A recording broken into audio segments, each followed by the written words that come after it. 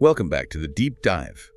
Today, we are really undertaking a deep excavation, you might say, into a blueprint for some profound personal and maybe even collective transformation. We are plunging into the teachings of Eckhart Tolle, focusing specifically on excerpts from his foundational and hugely influential work, The Power of Now. Yeah, and this isn't just about, temporary relief or some kind of self-improvement kick. It's really, like you said, a blueprint for a complete shift in human consciousness. Right. So our mission today is to go, quite a bit beyond those quick summaries you often see. We really need to distill the core, the actionable stuff, and sometimes, honestly, the kind of shockingly radical insights Tolle offers. Radical is a good word for it. It is. We're looking for that practical mechanism, How do you actually achieve inner freedom, that deep, unshakable peace and conscious presence, especially in the, let's face it, the messy reality of everyday life? Yeah. And it all comes down to learning how to escape the ancient, really deeply ingrained dominance of our own minds. Okay, so to really grasp the scale of what he's proposing, we absolutely have to start at the source, don't we? Like Tolle's own moment of awakening, because it seems to define everything that follows. It really does. It's a classic story, almost archetypal, Yeah. A sudden shift from just profound, soul-crushing despair to this, radical peace. Yeah, the accounts describe him at a point of, near total mental suffering, just unbearable. Utterly unbearable. And then in one single night, this shift just happened. It wasn't slow, it wasn't gradual, it was instantaneous, a kind of shattering recognition. And the sources, they really detail that subsequent sensory experience, don't they? Emphasizing this wasn't intellectual at all. Not at all. It started apparently with the chirping of a bird outside his window. Just a simple sound. But the way he experienced that sound, it wasn't just hearing it, was it? It was something more metaphysical. Yeah. He used that powerful analogy, saying if a diamond, like a precious diamond, could make a sound, that's what it would sound like. Purity, perfection. Yeah, vibrating into his awareness. And that feeling, that sense of overwhelming presence, it extended to everything he saw, too. The light, the dawn light coming through the curtains. It wasn't just light, it was perceived as love itself. Wow. He said he recognized the room, sure, but it was like he'd never truly seen it before. Everything felt fresh, pristine, almost like reality had just popped into existence in that very second. And the crucial realization there, the thing that really becomes the bedrock of his teaching, is that he didn't get anything new. He didn't gain some special power. Exactly. He realized the mind had simply stopped obscuring the perfection that was already there, inherent in just existing. The noise stopped. Which explains his later message. Right. When people came to him desperate, wanting a secret. Right. He didn't give them complex rituals or, decades of meditation practice. His answer was startlingly simple, almost annoyingly so, perhaps. He just said, you have it already. You have it already. You just can't feel it because your mind is making too much noise. The noise is the veil. It's that simple and that profound. And that realization, that interaction, essentially structured the book itself, didn't it? It wasn't planned out like a thesis. No, not at all. We know it just sort of grew organically, spontaneously, out of his answers to questions people asked him in seminars and counseling sessions. That's why it has that very distinct Q&A format. It feels like a live conversation. Yeah. It meant to kind of bypass the usual intellectual filters. Which brings us directly to how we should approach this material today and how you, the listener, might engage with it. Tolle gives a pretty necessary warning up front. Which is? Don't just read this or listen to us discuss this with your mind only. He's asking for a different kind of listening, a different engagement. Okay. He points out his terminology, words like mind, happiness, consciousness. They might not line up neatly with other spiritual paths or psychological models, so getting bogged down in comparing definitions, that's just another mental trap.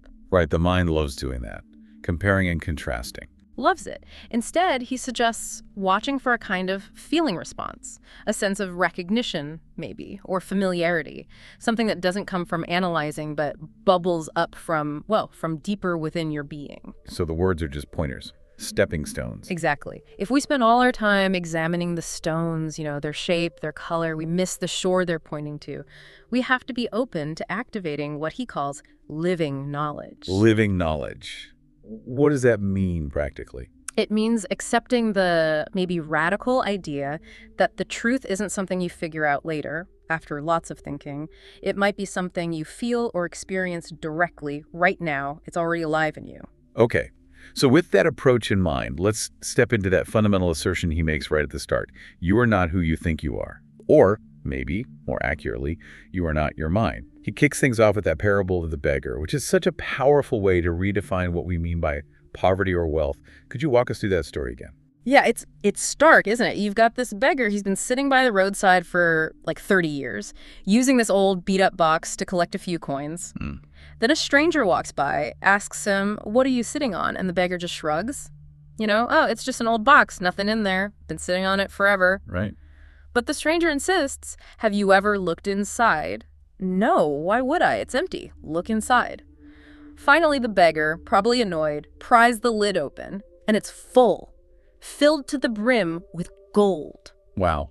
His whole life. His entire life of perceived lack, of dependency, spent literally sitting on infinite wealth, completely unaware. And the metaphor is clear. Mm-hmm. If we haven't found our true inner wealth, that radiant joy of being he talks about, that deep, unshakable peace, then we're basically still beggars. Exactly. No matter how much money or success we have on the outside, we're constantly looking outwards for scraps of validation, security, fulfillment, when the real treasure, the gold, is already within us. We're in the state of having it, but feeling like we lack it. That's the paradox. That's a defining condition of what Tolle calls the unenlightened state.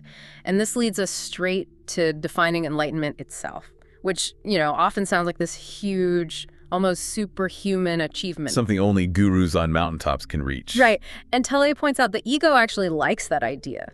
The idea that enlightenment is this massive struggle, takes decades, requires immense effort. It gives the ego this grand, distant goal to strive for, which keeps the ego in charge. So how does Tolle strip that away? What's his, functional definition? It's almost shockingly simple. Enlightenment is just your natural state. It's a return to sanity. It's the state of feeling connected, that oneness with being. Being, like the underlying reality. Yeah, that connectedness with something immeasurable, indestructible, that is essentially you, but also much, much bigger than your limited physical or mental identity. The feeling of separation from yourself, from others, from the universe, that's the illusion. And that illusion is the root of all suffering. Okay. That makes the Buddha's famous definition, the end of suffering, feel much more accessible, less mystical, more practical. It really does, and Tolle loves that definition, that negative definition, because it's brilliant. By defining enlightenment by what it isn't, the absence of suffering, the Buddha stops the mind in its tracks. How so? Well, the mind can't easily turn the end of suffering into a thing, a goal to achieve, a belief to hold on to, or some future accomplishment. It forces you, the seeker, into the present moment to actually experience the lack of suffering rather than just thinking about some future reward. You have to find out for yourself what's left when suffering ends. Exactly. So if this state of wholeness, this enlightenment, is our natural condition, the obvious next question is, what's blocking it? Why aren't we all living in peace? And the answer is the mind. The mind itself, presented here not just as, sometimes unhelpful, but as the primary obstacle, almost like a disease. A disease, that sounds strong. It is strong. He argues that our identification with the mind, with that constant stream of thought, creates what he calls an opaque screen, like a filter over reality. Made up of concepts, labels, judgments, memories, interpretations, all the mental noise. And this screen, it blocks any true relationship. With ourselves, first and foremost, but also with other people, with nature, with God, whatever word you use for the ultimate. So the separation we feel isn't actually real, it's just this screen. It's a mental construct, generated entirely by the sheer volume and insistence of our own thinking. And the pathology, the disease aspect, comes in when we see how chronic and compulsive this thinking is. He uses that analogy of, uncontrolled cell growth, doesn't he? Yes, like cells just multiplying wildly, completely disregarding the health of the whole organism. Thinking, which should be a useful, limited tool, has become pathological because it runs rampant, disconnected from the wholeness of our being, our consciousness. And the core delusion keeping us trapped is just believing we are this chatter. Simply that. You believe you are your mind. Tolle says the mind is a superb instrument, truly magnificent if it's used rightly, but used wrongly, or rather, when it uses us, it becomes destructive. The instrument has taken over the operator. That's it, exactly. And that's where the real personal challenge comes in for anyone listening, I think. If the mind is running the show, how do you even start to step back? Yeah, if I ask myself, can I just stop thinking right now? What happens? Well, for most people, the answer is a definite no. Or maybe you manage it for a split second, a kind of panic silence, before the voice rushes back in, louder than ever. That inability to just stop the internal monologue, the constant commentary. That's the proof, Tolle says. The proof that the mind is using you. It's making you its unconscious slave. He even uses that really strong word. You're almost possessed by this entity you mistakenly call I. Okay, that's a pretty radical diagnosis. If I accept that I might be, in a sense, possessed by my own thinking, what's the first step towards freedom? How do we even begin? The very beginning of freedom, the spark, is the realization. You are not the thinker. And you don't achieve this by fighting the mind or trying to force silence that just creates more mental noise, more struggle. So how? You achieve it by simply observing the thinker. You step back and become the witness to the stream of thought, like watching clouds pass in the sky. Just watching. Just watching. That simple act of witnessing, of activating that observing presence, instantly shifts you. It activates a higher level of consciousness that was always there, just obscured. And that implies there's an intelligence and awareness that exists before thought or outside of it. Absolutely. The moment you step into that observer space, even for a second, you realize there's this vast realm of intelligence, of peace that exists beyond the chattering mind. And here's the kicker, the good news. All the things that truly matter in life, real beauty, authentic love, genuine creativity, deep joy, inner peace, they don't come from the mind. They arise from that deeper space, that stillness, that being. The mind can't manufacture them. And realizing that, feeling that, is the first major shift of awakening. Okay, so we've got the diagnosis. We're identified with this often destructive thinking process. Right. Now let's really dig into the technique for liberation, starting with that core instruction, watch the thinker. How do we turn that from a concept into like a real sustainable practice in daily life? Well, it takes dedication, honestly, because that voice in the head is just so constant, so pervasive, and we so rarely question it. As Tolle points out, if you went to a doctor and said, I hear a voice in my head constantly criticizing me, worrying, making up stories, you'd probably be diagnosed with something serious. Right. Yet pretty much everyone lives with that exact condition internally, day in, day out, so the practical step is simply to start listening to that voice. But listen as if you were an outsider. Without judgment, without getting involved. And paying attention to the patterns, right? The repetitive stuff. He calls them the old gramophone records. Exactly. You'll quickly notice the same anxieties looping, the same complaints about your partner or your job, the same justifications, the same fears playing over and over again, sometimes for years or decades even. It's kind of horrifying when you first notice it. It can be. But the purpose isn't to analyze why you have those thoughts or try to solve the imaginary problem the thought is presenting. The purpose is just to notice the fact that the thought is there. To see it happening. Yes. By observing the thought, you automatically create a space between the thought itself and your core awareness, your sense of I. In that space, you become the witnessing presence. Now, a common misunderstanding here is that this witnessing, this presence, is some kind of passive, zoned-out trance state. But Tolle stresses it's the complete opposite. Absolutely the opposite. If peace meant becoming dull or less alive, who would want it? This state of inner connection, of presence, is actually a state of heightened alertness. You're infinitely more awake, more vital, more present than when your energy was being constantly drained by the mind's pointless chatter. It's not just mental either, is it? He talks about a physical effect. Right. He says this presence actually raises the vibrational frequency of the energy field that underlies and supports the physical body. So it contributes to physical health and vitality, too. It's not just in your head. Okay, so if the mind isn't supposed to be the master, what is its proper job? We can't just, throw it away. We need it. Of course. It's meant to be a tool, a superb instrument, actually, for specific practical tasks. He uses the analogy of a hammer. Right. You use it when you need to hammer a nail. And when you're done hammering, you put the hammer down. You don't walk around all day with the hammer glued to your hand, constantly looking for things to hit, or worrying about hitting your thumb again later. But that's what we do with thinking. That's exactly what we do. And the shocking statistic he throws out is that for most people, something like 80 to 90% of their thinking is repetitive, useless, dysfunctional, and often negative. 80 to 90%, that's a lot of wasted energy. A massive leakage of vital energy. Just think about how much time you might spend replaying an argument from yesterday, or worrying about a meeting next week, or rehearsing what you'll say if someone challenges you. It achieves nothing, but it drains you. And this ties into his idea of the mind as fundamentally a survival machine. Yes. Its prime directives are attack and defense, assess threats, gather information, hoard resources, physical or mental, define territory, I am, mine, which means by default, the egoic mind tends to operate in a mode of subtle or not so subtle hostility and perceived scarcity. It's always on guard. Okay, here's a question though. If the mind is all about survival, and survival requires adapting and finding solutions, why isn't it inherently creative? We usually link creativity with high intelligence, with the mind. That's a really crucial distinction Tolle makes.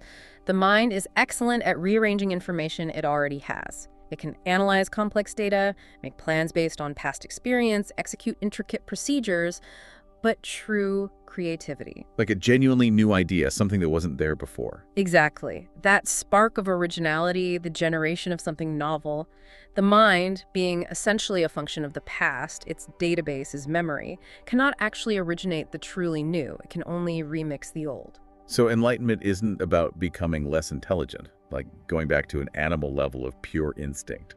Not at all. It's about rising above the level of compulsive past-based thinking. In the enlightened state, you still use your mind, but you use it consciously for practical purposes, and it's free from that constant involuntary internal chatter. How does creativity happen then? If the mind can't originate it, does it just pop out of nowhere? It arises from stillness.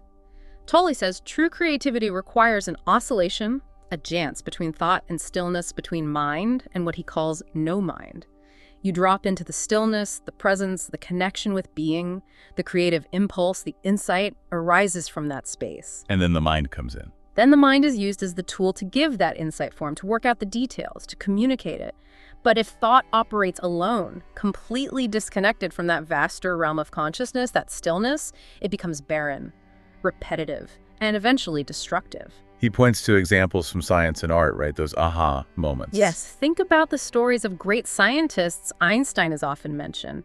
They consistently report that their biggest breakthroughs, those leaps in understanding, didn't happen when they were intensely focusing, analyzing, calculating.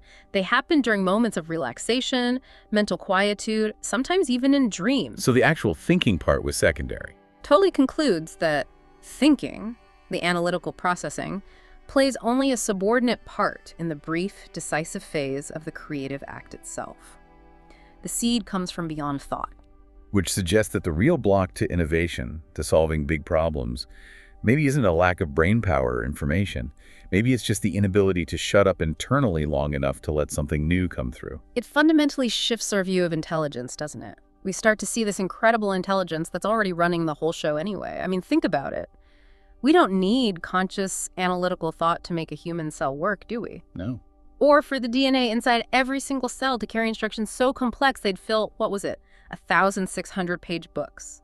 That intelligence is operating constantly silently, and it's vastly beyond our personal thinking mind. So the mind only becomes truly wonderful when it reconnects with that deeper intelligence, when it humbly accepts its role as a servant of being, a tool to be used by consciousness, rather than trying futilely to be the master of the universe. Okay, so the mind is the source of the problem, this compulsive thinking. The immediate, physical evidence of that problem is often our emotions, right? Tolle lumps emotions and those unconscious reactions right in with his definition of the mind. How do emotions fit into this picture? Yeah, he sees emotion as basically the body's reaction to the mind. It's like a physical reflection of whatever thought pattern is dominant, whether you're aware of that pattern or not. Can you give an example? Sure.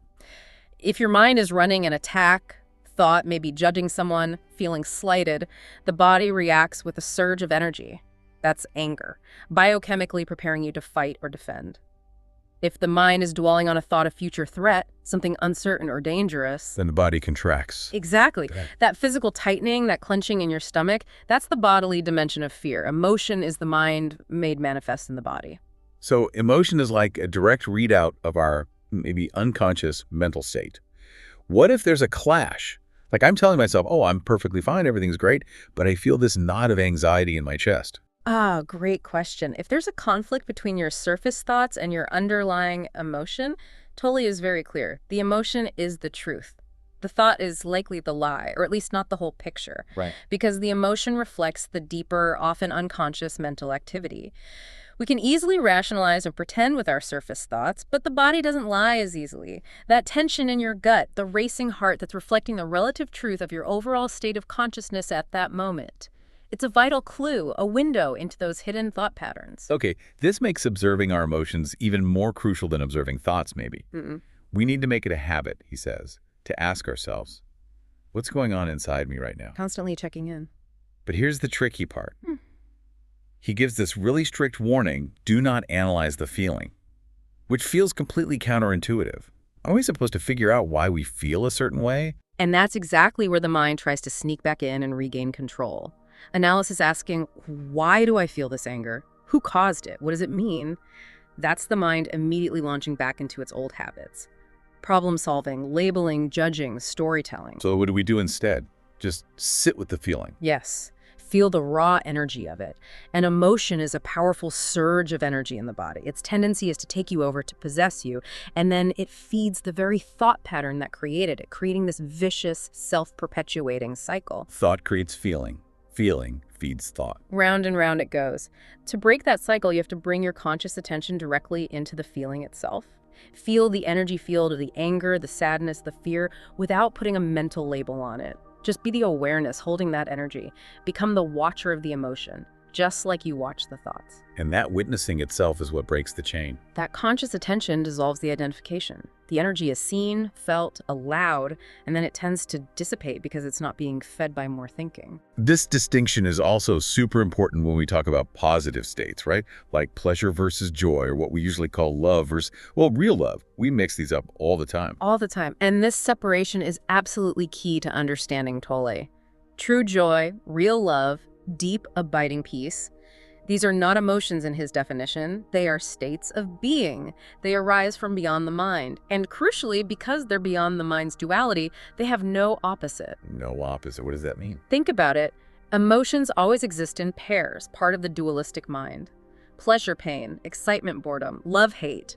Any intense pleasure, because it's part of that duality, inherently contains the seed of its opposite pain or dissatisfaction. So the thing that thrills me today, buying a new car, the honeymoon phase of a relationship, is guaranteed to eventually cause some kind of suffering when it fades or changes or leaves. That's the nature of anything derived from the mind's world of opposites. Pleasure comes from outside sources. It's temporary, it fluctuates. Joy, however, arises from within, from that connection with being. It's uncaused and it's steady. And this applies to love too, what most people call love. Is often, Tolle argues, an addictive clinging, a kind of intense neediness. The ego tries to use another person to fill its own deep-seated sense of lack and fear, so it oscillates wildly. Between intense attraction, I love you, I can't live without you, and then Vicious attack. How could you do this to me? I hate you. Because the other person inevitably fails to be the constant source of validation the ego demands. That's the love of the ego. Real love, the state of being, doesn't make you suffer like that. It can't turn into hate because it's not coming from that needy, dualistic place. okay, this constant cycle of emotional suffering, the neediness, the identification with thoughts and feelings, this leads us to one of his most striking concepts, the pain body. It sounds pretty ominous. It does sound like something from a sci-fi movie, doesn't it? But it's a deeply insightful psychological concept. He says every emotional pain we experience that isn't fully faced, accepted, and transmuted in the moment leaves behind an energy residue. Like emotional scar tissue. Kind of, a residue of suffering that gets lodged in our mind and, importantly, in our body's energy field. And this residue merges with all the other leftover pain from our past unresolved grief, trauma, anger, shame, childhood wounds, maybe even collective or ancestral pain. And all that coalesces into this thing. Into this semi-autonomous energy field, this psychic entity he calls the pain body. It's like a dark shadow cast by the ego living within us. And like any entity, presumably its main goal is just to survive. Exactly. Survival is its prime directive. And how does it survive? By feeding, by getting you to unconsciously identify with it. How does that happen? Well, the pain body lies dormant most of the time. But when it gets triggered, maybe by a specific event, a thought, a remark, or sometimes just by reaching a certain energy threshold, it wakes up, it rises up, takes you over, and temporarily becomes you. You literally feel like you are that intense unhappiness, that anger, that victimhood. And once it takes over, it needs to feed itself. It has to. And crucially, it can only feed on energy of a similar vibrational frequency. It feeds on pain. So when the pain body is active, it actively seeks out or creates experiences that resonate with its pain signature. Like what? Anger, resentment, jealousy, self-pity, creating emotional drama, picking fights, obsessing over negative thoughts, replaying painful memories, even manifesting physical illness sometimes. It needs negativity to replenish itself. He says it finds joy or peace indigestible. Completely indigestible. It actively avoids situations or people that are peaceful or joyful because that energy threatens its existence. It needs the fuel of suffering. So if I'm stuck in a loop of intense negativity, arguing constantly, or just wallowing in misery, maybe it's not actually me. It could be the pain body running the show. That's precisely the mechanism Tolle describes. It uses your mind to generate thoughts, your voice to speak words of anger or despair, your body to create tension, all to fuel itself. And its survival depends entirely on you remaining unconscious of its presence. It needs you to believe that it is who you really are in that moment. Okay, so how on earth do we deal with this? How do we dissolve this psychic parasite? It sounds difficult, but the method is consistent with everything else. The pain body is deeply afraid of only one thing: the light of consciousness, the light of your presence. So awareness is the weapon. Awareness is the antidote. Dissolution begins the moment you notice it. Instead of being swept away by the negative emotion, instead of acting it out, instead of trying to analyze it or suppress it, you bring your intense, non-judgmental attention directly into it. You feel the energy field itself, the tightness, the burning, the heaviness. You feel it fully as pure sensation, and you become the witness of it. You hold it in your awareness. This simple act breaks the unconscious identification. When you are the witness, the pain body can no longer feed through you. It can no longer pretend to be you. And it just fakes. Against the power of your sustained presence, it's revealed as what it is: an insubstantial phantom, a conditioned pattern. It loses its energy source, and it must eventually wither and dissolve.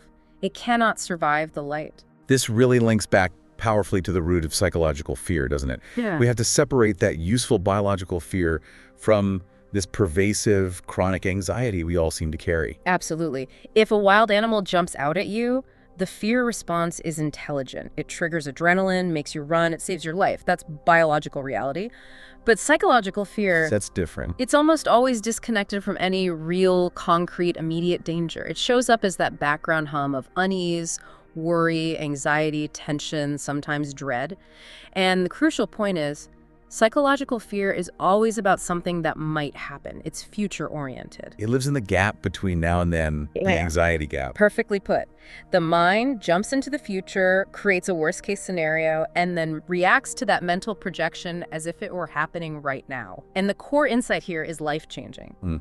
You can always cope with the present moment. Whatever is happening right now, you can handle it. You are handling it. But you can't cope with the future. You cannot cope with a future mind projection because it isn't real. It's a phantom. It's a thought.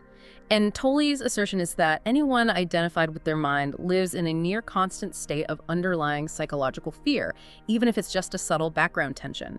It just varies in intensity. And this underlying fear, it drives so much of our dysfunctional behavior, individually and collectively. Oh, massively. Think about the compulsive, often unconscious need to be right. Why do arguments get so heated? Why do we defend our opinions so fiercely, even on trivial matters? Because if our mental position is wrong, Then the ego, the mind-made sense of self, which is built on that mental position, feels threatened with annihilation. Defending your viewpoint becomes a desperate act of self-preservation, which Tolle correctly identifies as a form of subtle, or sometimes not so subtle, violence. wow. So when you disidentify from the mind, That desperate need to defend the illusory me just dissolves. You can state your view, you can listen to others, you can agree or disagree, but there's no defensive charge behind it. The arguments, the power struggles, the endless quest for mental superiority that poisons so many interactions, it just ends. Because the fear behind it is gone. okay, so we've got the mind creating emotional pain via the pain body and creating chronic psychological fear by obsessing over the future. This leads us straight into maybe the most central radical idea in the book, that time itself, or at least how we usually experience it, is the very structure that allows all this suffering to exist and persist. That really is the linchpin insight, isn't it? Time and mind are inseparable. The mind, the egoic consciousness, needs time past and future to function and maintain its dominance. It habitually denies or avoids the present moment, the now, because the now is timeless, and in the now, the conceptual mind loses its grip. So we have to draw a really sharp line between two kinds of time. Absolute critical. He distinguishes between clock time and psychological time. Clock time is, well, clock time, practical stuff. Yeah. Making appointments, planning a project, learning from past mistakes so you don't repeat them.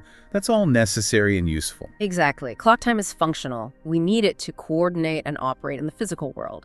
Psychological time, however, is the pathology. It's the disease. That is. It's our deep identification with the past, deriving our entire sense of who we are, our identity, our grievances, our regrets, our stories from what happened back then. And simultaneously, it's the continuous, compulsive projection into the future, always looking ahead, waiting for salvation, fulfillment, happiness to arrive later. I was chasing the next thing. Always. And this compulsive dwelling in psychological past and future is what Tolle calls the insanity of psychological time. And if you look at human history collectively, you see this pathology magnified on a terrifying scale. How so? Look at large-scale ideologies, whether it's extreme nationalism, rigid religious fundamentalism, political systems like communism. What drives them? Often, it's the core belief that the highest good, the utopia, lies in some imagined future state. The better world we're working towards. Right. And because the future is idealized, the present moment and the people living in it become expendable. This leads directly to that devastating justification. The end justifies the means. And he gives that absolutely chilling, stark example of this mental disease in action. The estimated 50 million, perhaps more, people murdered in the 20th century to further the cause of communism, all sacrificed on the altar of a future better world, a paradise that never arrived, while creating an actual living hell in the present. That's the collective insanity.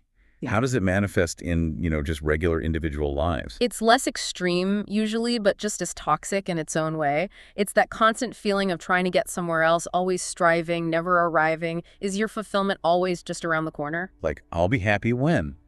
When I get the promotion, when I lose the weight, when I buy the house, when I find the right partner, when I retire. Exactly. That continuous, relentless focus on becoming happy in the future instead of accessing the being of happiness right now is a guaranteed recipe for permanent dissatisfaction, because the when never truly arrives. The goalposts always move.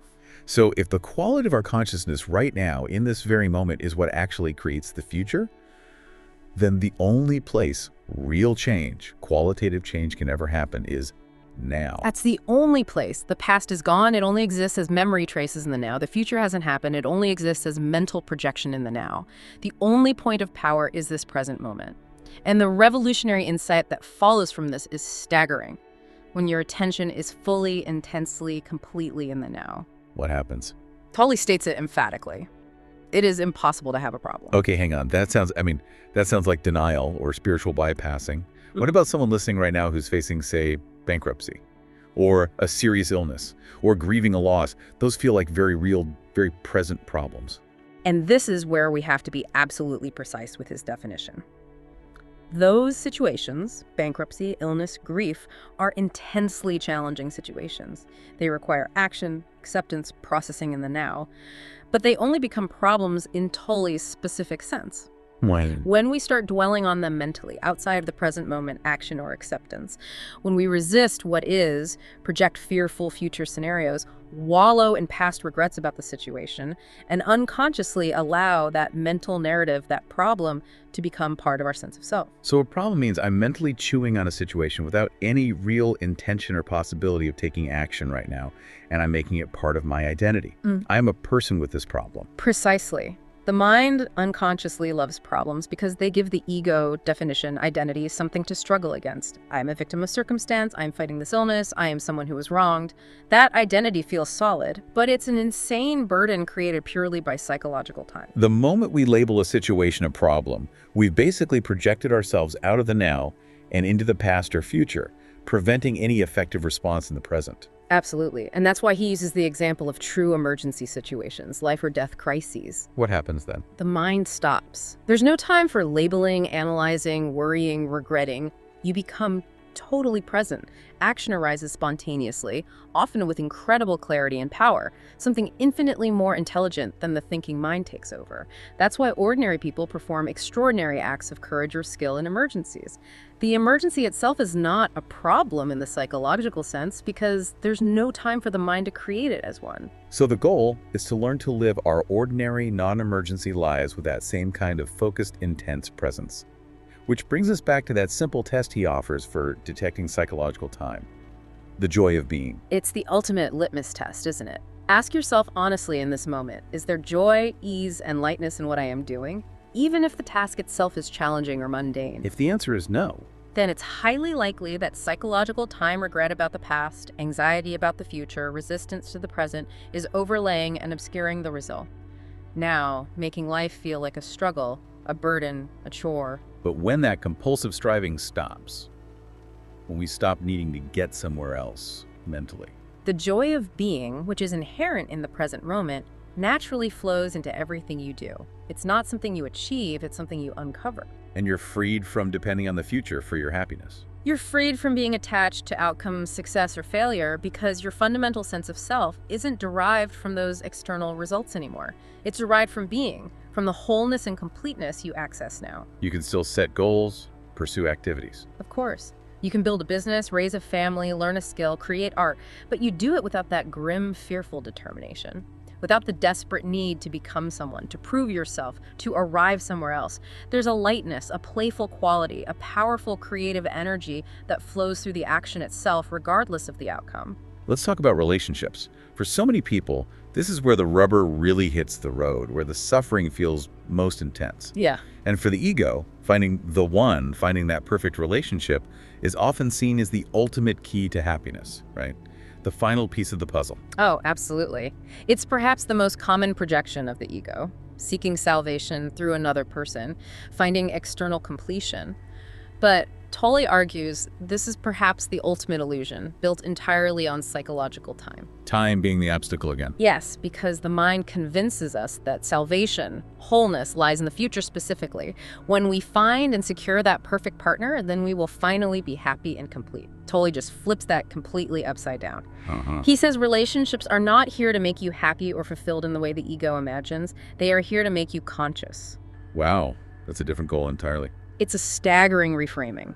Every bit of friction, every conflict, every disappointment in a relationship isn't a sign that it's wrong. It's the concealed opportunity for awakening. It's showing you your own unconscious patterns, your own pain body activations, your own identifications. Okay, this sheds light on that all too common love-hate cycle we see. That intense initial euphoria, the falling in love. Tolle says that's not actually real love. Not in his definition, no. He sees it as the temporary, positive swing of the mind's inherent pleasure-pain duality. It feels amazing, sure, but it's essentially an addictive clinging. Addictive, how? Because that initial high comes from the ego finding someone who seems, finally, capable of filling its deep inner sense of lack, its fear, its incompleteness. You feel high because your underlying pain is temporarily covered over. But it's temporary. The honeymoon ends. Inevitably, because no external person can permanently fill the ego's bottomless pit of neediness and fear. When the partner inevitably fails to meet those unconscious, insatiable demands, the underlying pain and fear resurface, often with a vengeance. And because the ego can't accept the pain as internal, its own creation. It projects the cause outward. The partner is now seen as the source of the pain. You're not making me happy anymore. You hurt me. You disappointed me. This leads to resentment, blame, arguments, emotional withdrawal, sometimes even attack. And the unconscious hope behind the attack is That the attack will somehow shock or manipulate the partner into changing back into the person who did temporarily cover the pain. So the ego can use them again as a drug, basically. Yeah. This oscillation between desperate need, love, and vicious attack, hate, is the hallmark of addictive ego-based relationships. Okay, so if that roller coaster isn't real love, what is? What's this state of being love that has no opposite? Real love, in Tolle's framework, isn't selective in the same way. It's not primarily about the specific form or behavior of the other person. It's the felt realization of the one life, the shared consciousness deep within yourself and within the other person, and indeed within all creatures. It's a recognition of fundamental oneness. So exclusivity, you are my everything, that's more ego. That's the ego's need to possess, control, and secure a source of supply for its happiness. Real love, arising from being, doesn't seek to possess. It simply recognizes and honors the being in the other. And because it flows from that deeper, non-dual place, it doesn't create suffering for you, and it cannot flip into its opposite, hate. Okay, practical question. If someone listening realizes, wow, my relationship feels really dysfunctional, maybe caught in these egoic patterns, jealousy, control, constant drama, what's the actionable step? Do they just leave if the partner is unconscious? Tolle's guidance here is challenging but consistent. The primary opportunity isn't necessarily in changing or leaving the partner, but first in accepting the fact of the dysfunction now without resistance. If your partner is acting out unconscious patterns, caught in their pain body, don't waste energy trying to force them to change or waiting for them to become conscious first. So consciousness sanity has to start with me. It can only come through you. Your commitment to remaining present, to not reacting from your own pain body, to accepting that now within the relationship becomes the most powerful agent for change. How does my presence change them? Your consistent presence, your non-reaction, fundamentally challenges their unconsciousness. It's like shining a light. They have a choice. Either the intensity of your presence will compel them to become more present themselves, to meet you in that conscious space, or the contrast between your presence and their unconsciousness will become too uncomfortable, too stark, and they will likely withdraw, or the relationship will naturally dissolve. Like oil and water, deep unconsciousness cannot coexist long-term with intense presence. Your light essentially forces their shadow into awareness, and they must either surrender the shadow or retreat from the light. But the change begins with your inner state. And even before we try to navigate relationships with others, there's the primary relationship we all have, isn't there? The one with ourselves. Yes. Perhaps the most crucial and paradoxical relationship teaching. If you're seeking an external relationship mainly to escape a fundamental discomfort or unease you feel when you're alone, Tolle guarantees that same unease will inevitably surface and likely be amplified within the relationship. So we have to heal that first. You have to heal the fundamental split within ourselves. The enlightened state heals that core, mind-created duality of I and myself.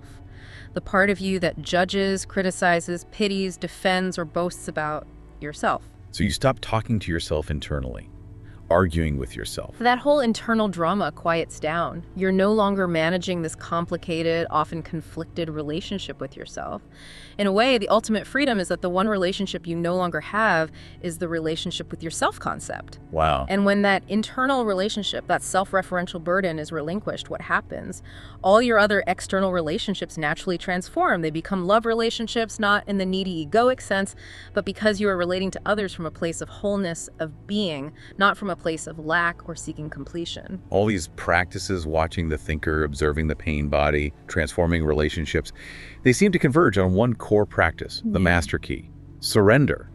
But that word surrender, it's so loaded, people hear it as giving up, passivity, being a doormat. Absolutely, and we have to be incredibly clear. Tolle's concept of surrender is not fatalism. It's not resignation in the sense of helplessness or deciding to do nothing. It is an active, conscious, courageous acceptance of the present moment. Accepting what is right now as if you had chosen it. As if I chose it. Even if it's unpleasant. Even if it's unpleasant, it means dropping the inner resistance to the reality of this moment.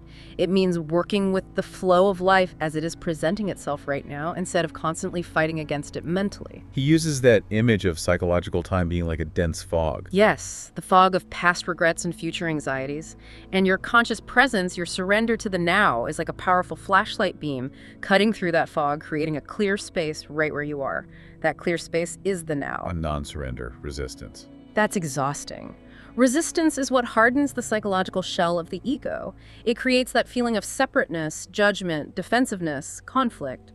On a physical level, this inner resistance manifests as actual physical tension, rigidity in the body, which literally restricts the free flow of life energy, leading to fatigue and illness. Surrender softens that shell, releases the tension, and allows life to flow through you again. Okay, let's make it super practical. Say I'm stuck in a situation I find really unpleasant, maybe a difficult job. I can't just quit tomorrow. My mind is screaming resistance. I hate this. What's the exact sequence of surrender in that moment? Okay, first step. Radically narrow your focus. Separate out this specific instant from the story your mind is telling about the unpleasant job. Stop the mental labeling. Bad, unfair, demoralizing. Surrender means accepting the isness of this moment only.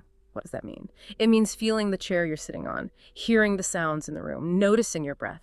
Your state of consciousness must stop being dictated by the external condition. This is the hard part, the radical acceptance. So I accept the reality of this moment. Then what? Do I just put up with the job forever? No. Once you have achieved that inner state of non-resistance to the sun, now then, and only then, you ask the practical question. Is there any action I can take right now to change or improve the situation, or to leave it? Okay. If effective action is possible right now, maybe updating your resume, making a phone call, having a specific conversation, then you take that action, but you take it with your full attention anchored in the Kai. Now, without projecting future success or failure, So no action is possible right now. then you use the situation itself as your spiritual practice. You use it to go even deeper into surrender, deeper into accepting the isness of this moment.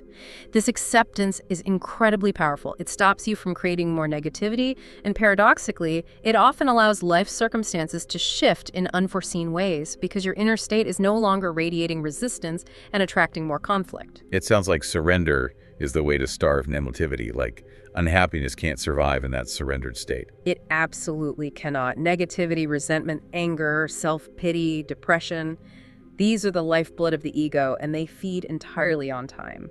They need you to dwell on past hurts or project future fears. Remove psychological time through intense present moment awareness, through surrender, and the negativity simply dies. It's starved of the fuel it needs to burn. And this surrendered state, it's not just neutral, is it? It has its own quality. It allows what Tolle calls spiritual energy to flow into the world through you. This energy has a higher vibrational frequency than mind energy. It's the energy of peace, of compassion, of creativity. And crucially, it's not subject to the law of polarities, the duality of good-bad. It creates no suffering for yourself or others. This, he suggests, is the energy that is destined to transform our planet. We've talked a lot about being, presence, escaping the mind. But underpinning all of this is something even more fundamental, something Tolle calls the unmanifested. This feels like where the concepts get really vast, almost cosmic. They do become very expansive here. We've established being as that fundamental sense of I am that exists prior to thought, beyond name and form. It's the core of who you are.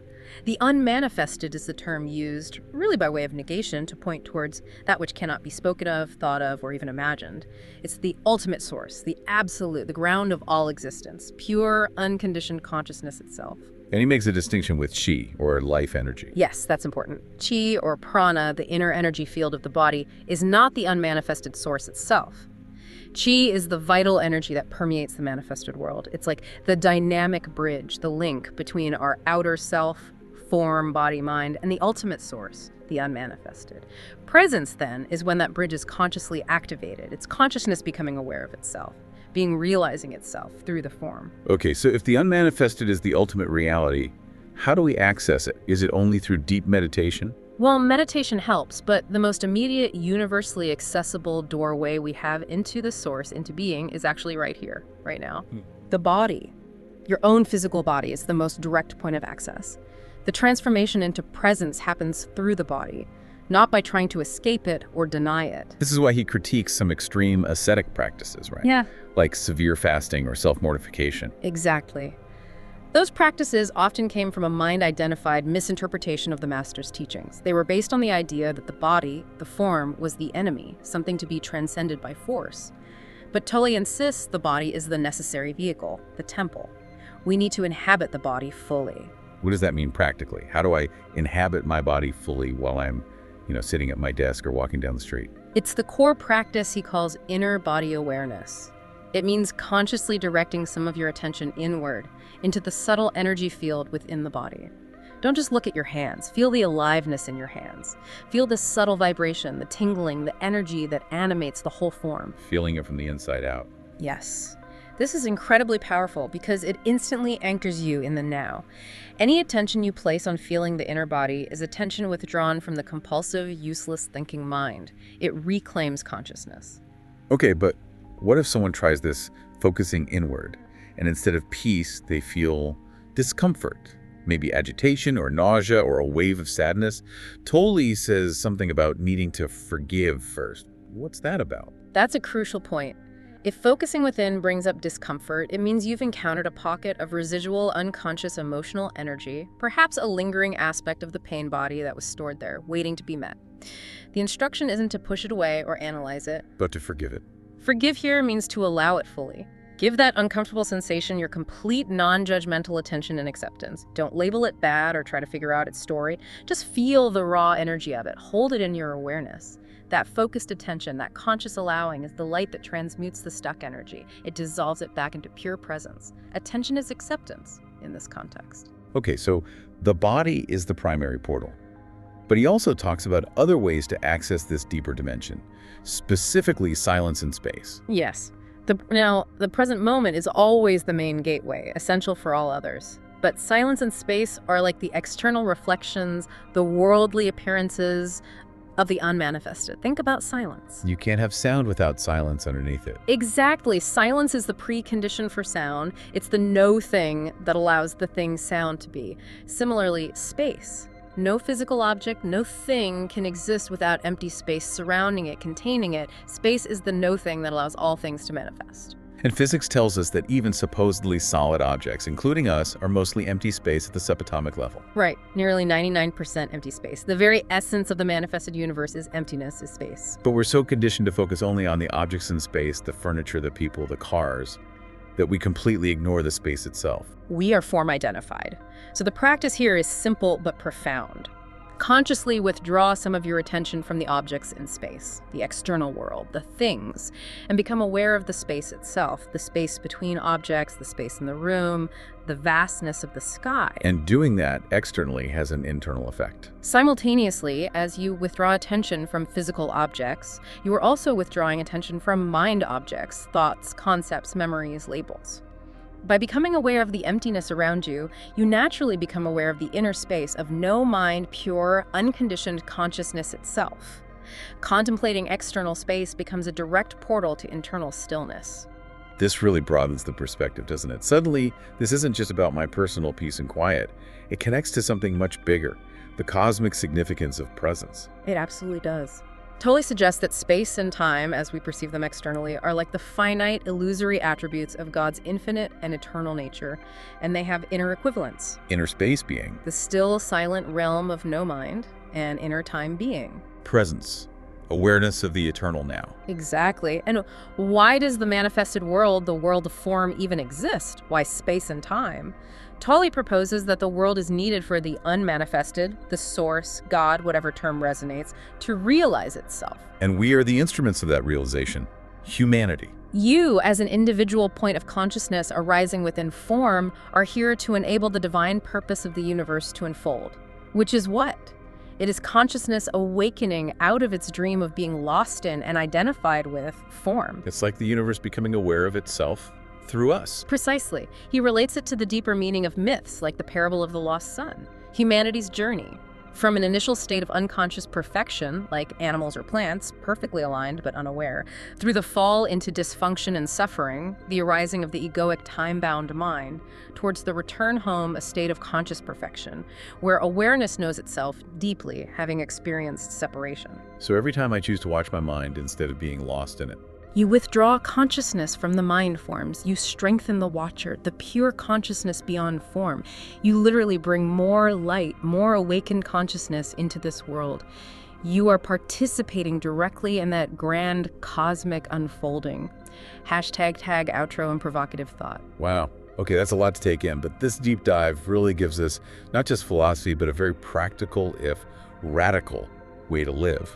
Let's try to crystallize the core, immediate, actionable takeaways for anyone listening right now. What are the first steps? Right. I think first and foremost, make that commitment daily, hourly if necessary, to disidentify from the thinker. Start recognizing that voice in your head for what it is, mostly involuntary, repetitive energy patterns. It's not who you are. That's step one. Okay, step two. Immediately start using your body. Specifically, practice that inner body awareness.